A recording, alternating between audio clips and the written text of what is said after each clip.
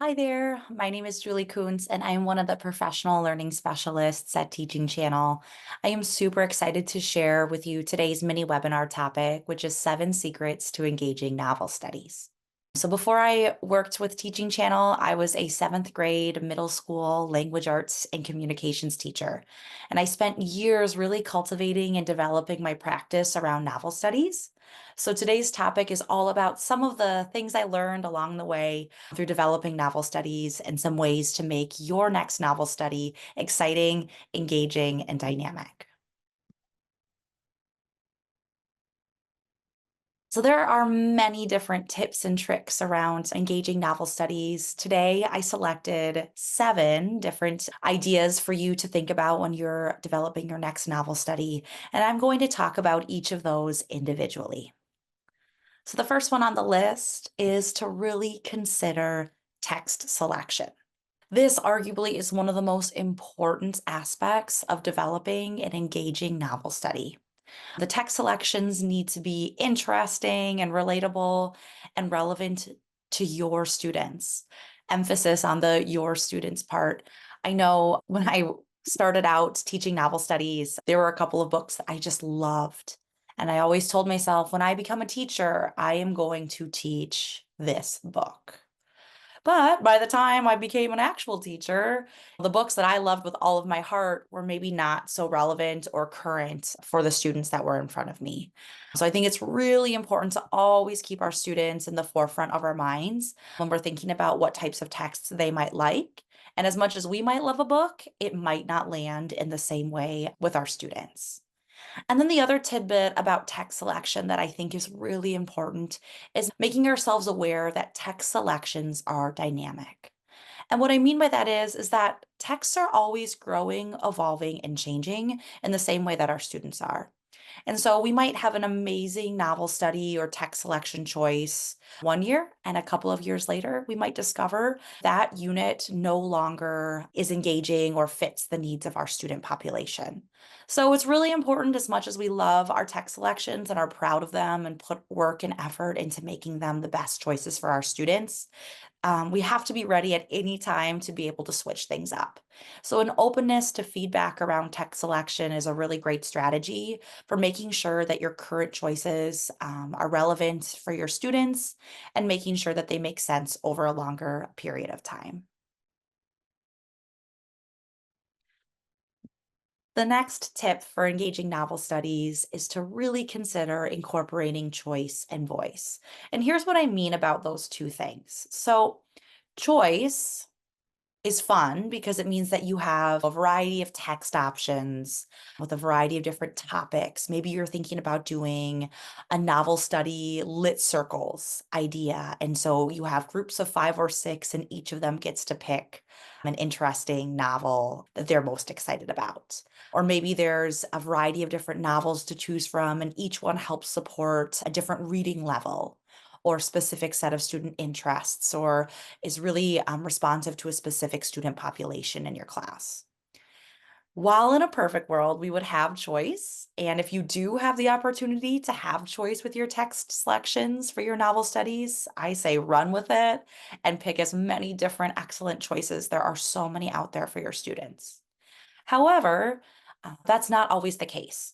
I remember as a new teacher being so jazzed about getting to develop my own novel studies, only to find out that the same novels had been used at my school sites for 15 plus years. So there wasn't a lot of opportunity or funds to really be able to break the mold and mix things up with text selection. So, choice, while it can refer to the actual text we get to choose, a lot of times as teachers, we don't necessarily get that choice. So in that case, choice can take on a different meaning, and that's making the choices necessary to incorporate many different voices and perspectives into our novel study. Making sure there are opportunities for supplementary texts to be involved in the conversation, or a pop culture connection, or if it's a historical fiction piece, introducing other texts written by other authors about that specific historical moment in time.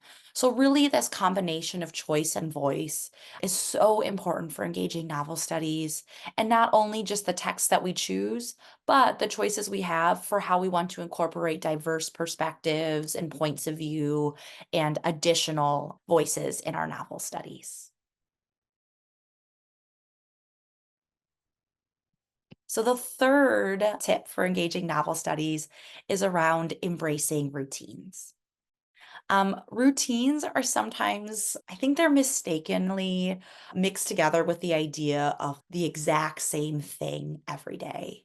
And routines do not have to be monotonous. A routine during a novel study does not mean that every day students come into your classroom, they open up their packet, they read one chapter, and they write a one paragraph reflection. And then they come back the next day and they do that again. That could be a routine.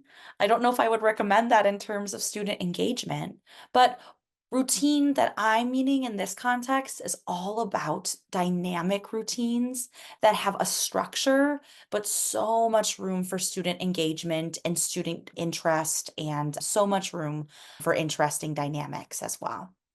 So, up on the screen, I have a few different ideas of some engaging routines. You might consider incorporating literature circles or a stations rotation. You might consider reflection writing or maybe a daily bell ringer or exit ticket to frame out the activities you're doing with your novel studies. Again, if you do the same bell ringer every single day, that might not be engaging for your students. But if one day your bell ringer is to spend 5 minutes writing from the perspective of one of the main characters in your novel study, and the next day your bell ringer is to locate three vocabulary words in the chapter that they read that they don't know yet and writing them down. Now the bell ringer is the frame, so it's the routine. Every day I come to class and I see the bell ringer on the board, or I look in Google Classroom and I check today's bell ringer in the daily announcements. But the bell ringer, the content itself, there's so much room to play with. So routines are engaging and can be engaging when we use them as a frame. And then all of the dynamics, all of the exciting or changeable activities come around those frames, but really the routine is the home base of our lesson. Structure for a novel study is really good um, to help students break down what can be a very long unit into smaller, more manageable chunks. But it's important that we don't just recycle the daily content and that we continue to find opportunities to evolve our practice and incorporate new ideas.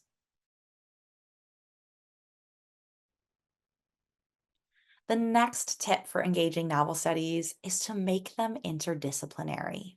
Any opportunities you have to connect your novel study to other units that you've done in your class, or maybe even to another content area, is another opportunity for your students to think about the novel study beyond your own classroom. There are many ways of doing this. Perhaps there's a really cool music or art connection, or the text that you are doing a novel study about is about a specific time period, and you want to study musicians from that time period, or art. Or maybe it takes place in a different country or another place, and you want students to be able to sample some of the cooking or the food or see some images or pictures of that location. Anytime we can incorporate other multimedia or other content areas, we help reinforce the learning from the novel study, and we really make it come to life. Here I have just an image. This is from a course that we've created at Teaching Channel about creating a novel study unit for the text Braiding Sweetgrass by Robin Wall Kimmerer. And this is just a list of some fantastic learning activities that you could use to engage students during a novel study about that text. And what you'll see is that there are a variety of categories. It's a text that you might read in a literature course, but there's an entire section about learning activities that you could connect to science, or to a multimedia or a media literacy course, or to a communications and a speaking and listening course. So there are many ways to blend and cross over when you're developing a novel study to really engage your students from a variety of modalities. The next tip for an engaging novel study is carving out time to talk.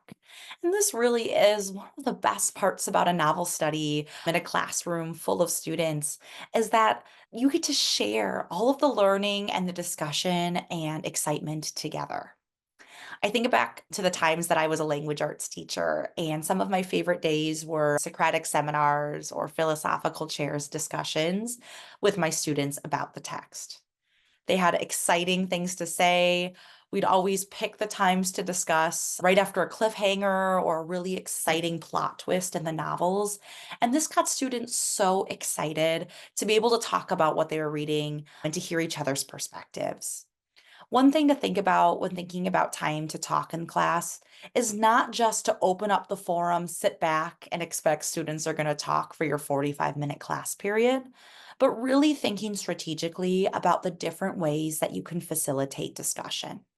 So you might one day decide to have partner discussions, the next day a full group discussion, the next day a literature circle or a small group.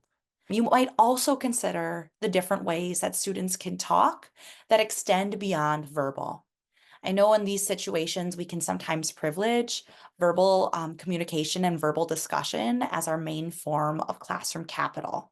However, there are many other ways that students can participate in class discussions that go beyond raising their hand and saying something out loud.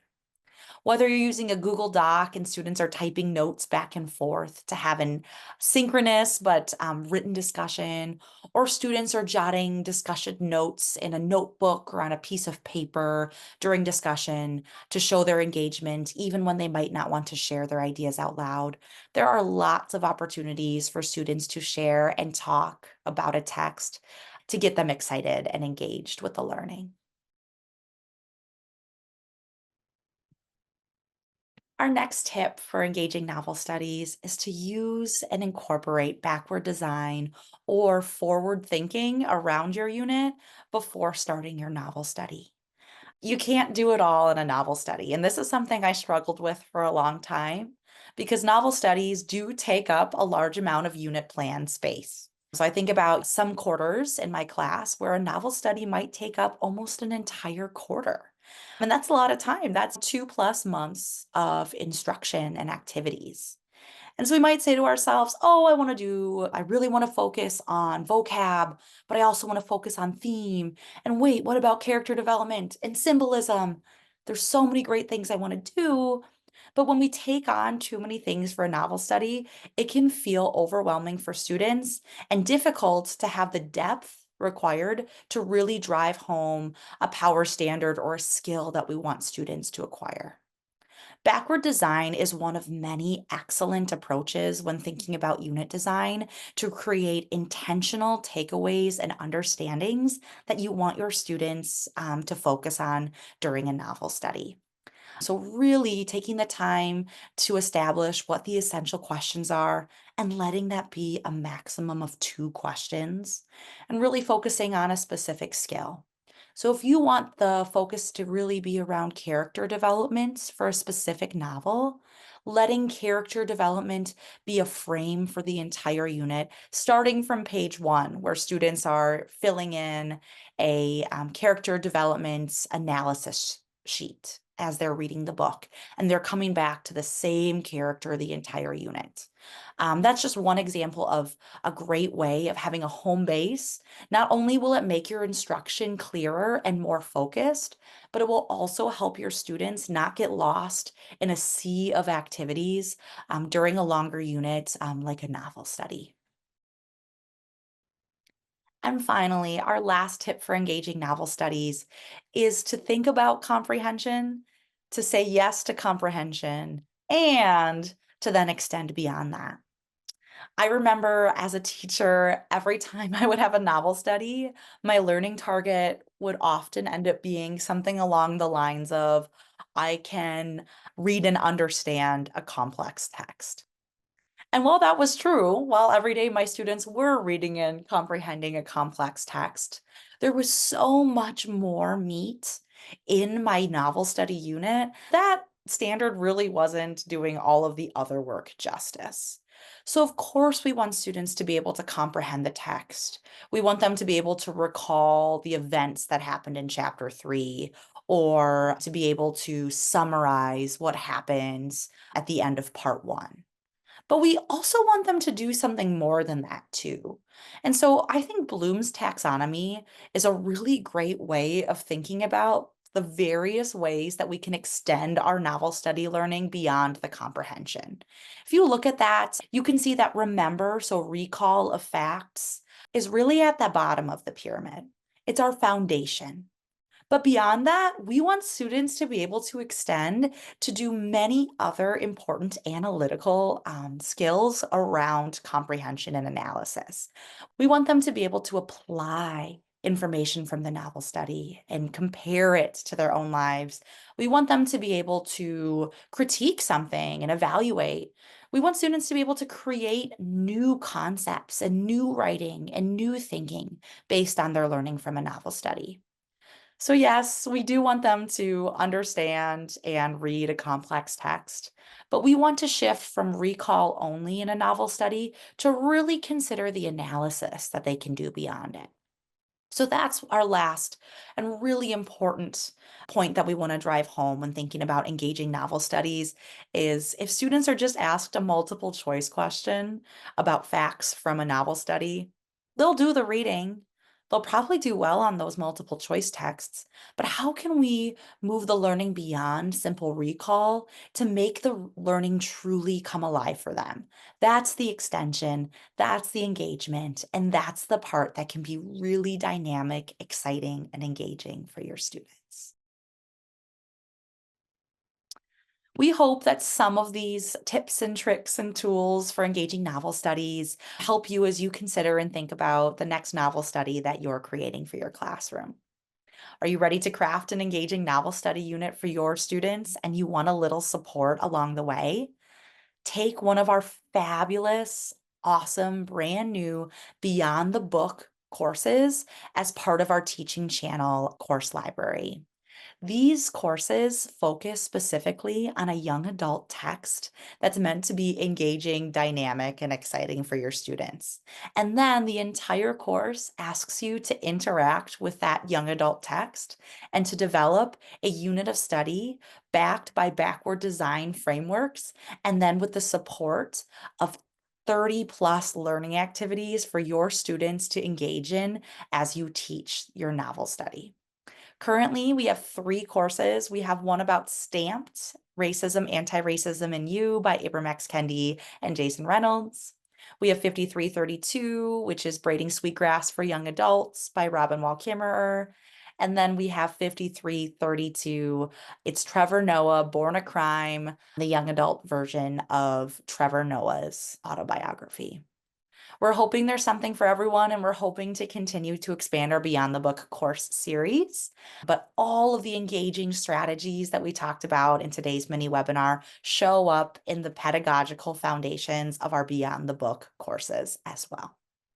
Thank you so much for taking the time today and learning with us, discussing with us, and considering the ways that we can make novel studies engaging for our students.